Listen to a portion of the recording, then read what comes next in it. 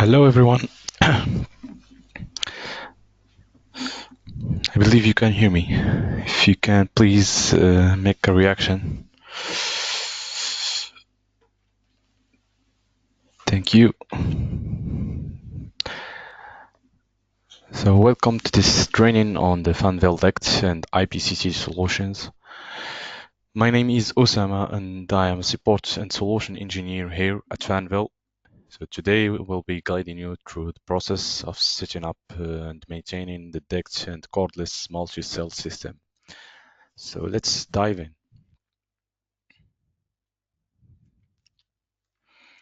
We'll cover the following areas. We have an introduction to the cordless multi-cell systems, and we will discuss all about the duct systems. Part 1, the cordless multi-cell systems. I will do an introduction. We will see the single cell versus multi-cell systems, and we will see the deployment process, the upgrading, maintenance, troubleshooting, etc. So the Fanvil cordless multi-cell system is designed for both single-cell and multi-cell deployment.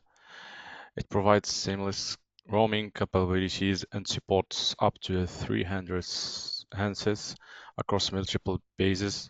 The system is compatible with W710 Edge Manager and W610 handsets. Roaming communication solutions to allow users to move freely without losing connections. And we have support for this standards 802.11ah, a wireless communication standard ensuring stable and long-range coverage. That's it. So let's go further into each system type. So we have the single cell system. In single cell system, you have one W710 Edge manager and up to 30 W610 Edge handsets. The W710H acts as a central management unit and the communication node here. This is the manager and we have the handsets. This setup works well for smaller environments with limited coverage requirement. We have the multi-cell system. So in a multi-cell system, W710H manager is used alongside with 1 to 20 bases. So we have a manager and we have up to 20 bases. And we have, of course, the headsets. Now, it can support up to 300 handsets and 200 simultaneous calls. The manager and the bases are wired for communications. Now, this system is ideal for large-scale environments requiring extended coverage. Now, for the deployment. Before deployment, a careful planning is crucial. So we need first to prepare the environment, so confirm the wireless coverage area and the environment factors. And we need to plan the number of bases and handsets, estimate the required number of bases based on the coverage area and the expected number of handsets that will be used in this environment. After that, we'll choose the basement placement. So we need strategic placement of bases so to ensure optimal coverage. Let's dive into the steps. First step is the preparation. We need to confirm the deployment area and ensure adequate coverage for all required areas. We need to check if there is any interference. We need to be mindful of environment factors like walls and metal that could interfere with signal strength. A good preparation will ensure a smooth deployment process.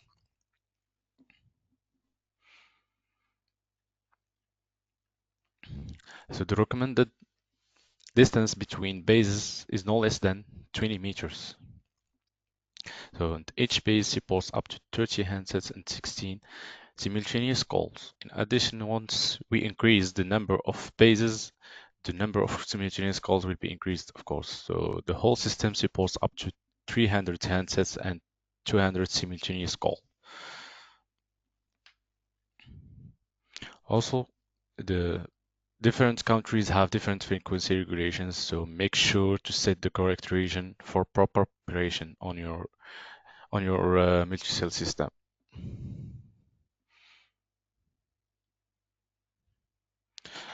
Applying the base positions, the minimum distance should be less than 50 meters. So you need to place the bases between 1.8 to 3 meters above the ground and at least 0.5 meters away from the ceiling.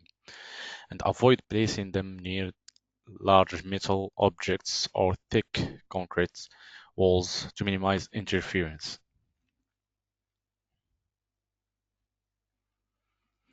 Now let's check the selecting the measuring points. So we have label bases numbered on each base for easy reference, and you need to mark measuring points, record and number key measurement locations. These steps ensures precise measurement during setup.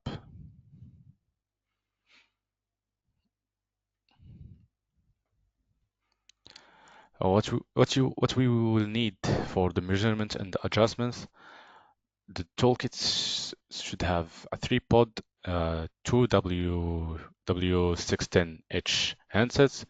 We need also a USB converter cable and a power bank.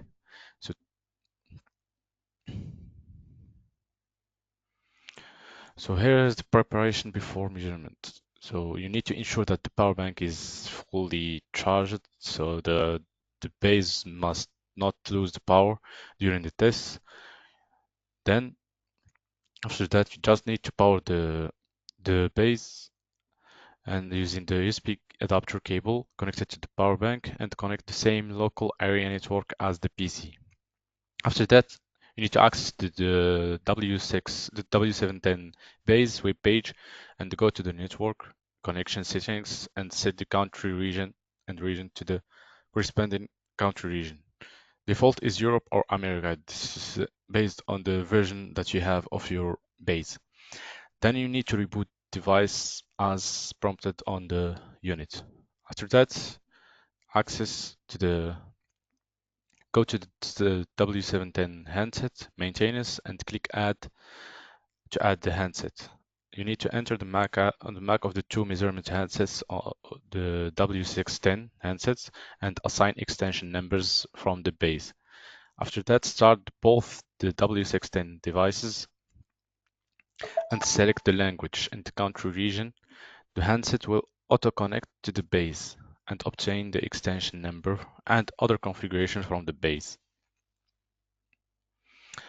After that, once connected, just need to enter or tap these codes, dial them to enable and exit signal measurement mode. You will see that there is an RSI value and you will see the base as manager here, the name of the base. So here are the values, the RSI values. You have the good, normal, poor, and unavailable. Once the RSI value reaches this, it becomes unavailable. So you need to adjust the base based on the measurement results.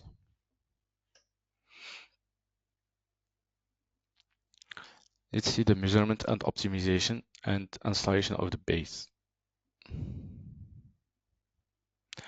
So here we have the IP scanning tool that can be used to scan the IP addresses of your bases. So here the IP scanning, I think the majority of you is familiar with this tool, which is used to scan the devices, the Fanvil devices, and also configure their IP methods. Here the option to select the country and region. So you have under network connection settings, you have the country region.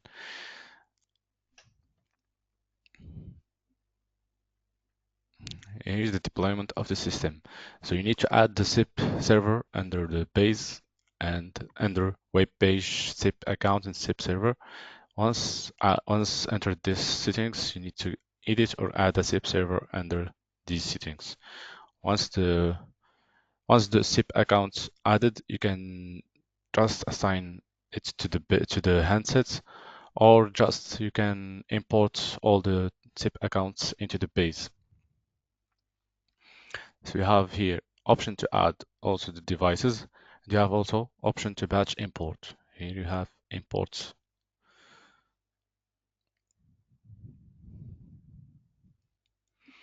So for the SSID, we have the unit supports a default SSID, which has SSID name, Fanvil SSID device, and has this default password.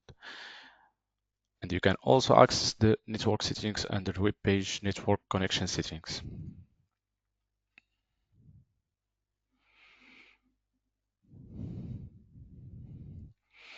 For the upgrade, in order to upgrade the base, you need to access to the web page system upgrade. And you can just upload the firmware under the web page or use the auto provision upgrade. For the handset upgrade, you can manually upgrade the handset using the base web page. You can also upgrade the handsets online through the base. You can use the USB upgrade or upgrade via UDisk.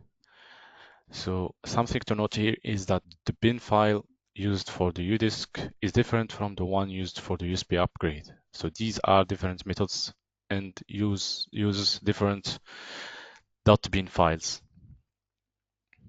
To upgrade, you can just access to the base web page maintenance, and then maintenance again, and you can select the handset that should be upgraded and press upgrade.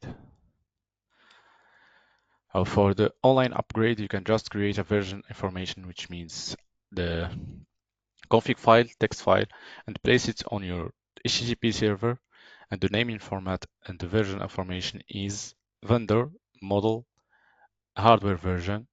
You have .text as extension. The TXT files names of the W610H is the following: Fanvil W610H hardware version 1.0.text.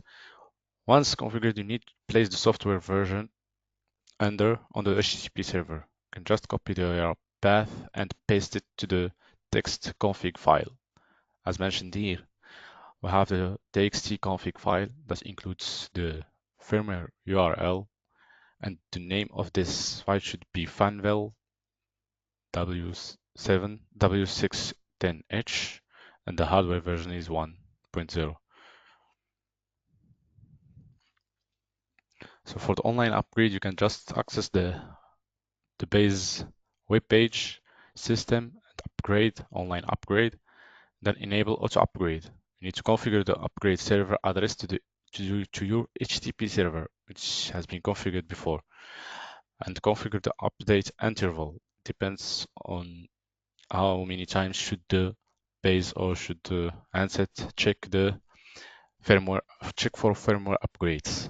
So when the manager detects a new software version of the handsets in the TXT file on the HTTP server, it will download the software version and push it to the handset. There are two detection methods. It depends on the interval that is configured on your settings, or you can just access the base web page system upgrade, and once refreshing this page, it will immediately detect the new version. Here, the upgrade via UDisk. So the UDisk format needs to be FAT8032. So you need to format your disk, your USB disk, to this format. So the UDisk needs a Type-C interface, or you can use a USB Type-C converter. After that, you need to get these files from our support.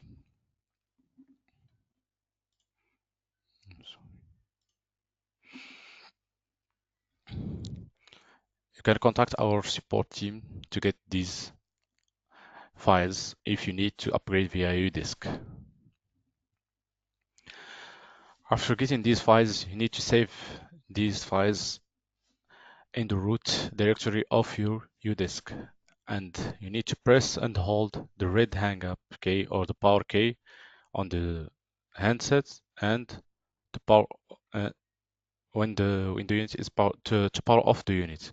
You need to insert then the UDisk into the device through the Type-C port and hold down the power key and the star key at the same time, and release the keys until the picture of the upgrade is displayed on the phone interface. So at this time, the handset will automatically upgrade the software version of the UDisk, and the machine will start, the handset will start after the upgrade is completed in 1 minute.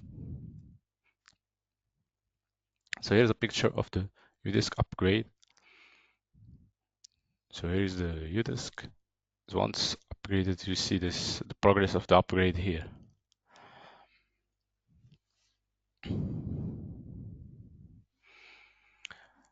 So for the USB upgrade, you need to you need to have the tool for the upgrade and install it on your PC, and then access the tool and see the USB, and then double click on to open the software. The handsets then enters the upgrade mode.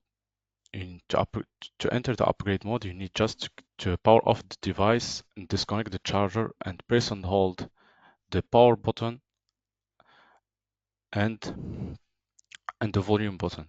The device will automatically then enters the USB upgrade mode. So here is the USB upgrade mode. Once you press the volume down button and the power button, the unit will access to the USB upgrade mode. Then it will be detected by the USB factory tool, and then you can just use the .bin file that is supplied with the tool, and you can start the upgrade by pressing the start button.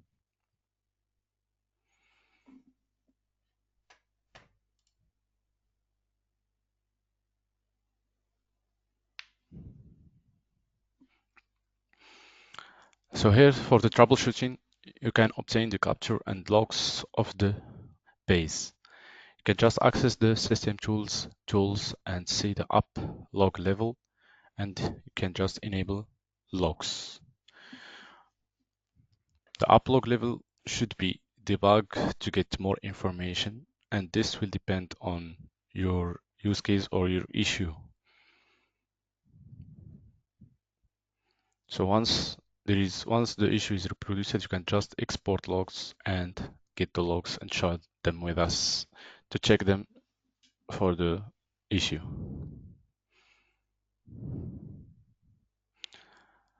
So to get the logs from the handsets, you can to enter the maintenance and enable the log in debug level, then enable log and confirm. So then you can just press start and reproduce the issue and get the logs.